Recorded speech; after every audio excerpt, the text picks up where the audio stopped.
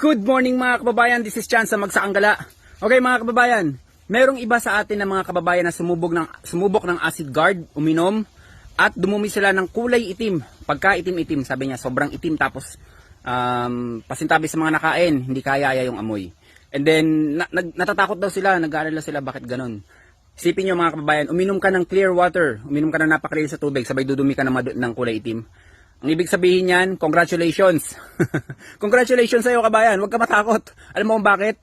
Inilabas ng katawan mo yung dumi na yun. Nakadikit yan sa bituka mo, nakadikit yan sa mga pyesa ng katawan mo. Just imagine, tubig lang mga kababayan, inilabas niya. So, para ka nag-change oil, di ba? Pag nag-change oil tayo, pag sobrang gamit na yung oil, pag nilabas siya sobrang itim. Ganun yun. Huwag kayong mag-alala. Swerte nyo nga eh.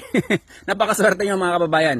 Yung itim na yon na hindi kaaya-aya yung amoy, ayan yung nagiging cost kalaunan ng mga colon cancer, iba pang mga sakit sa na maaaring makuha dahil doon. Kaya huwag kayong mag-alala mga kababayan.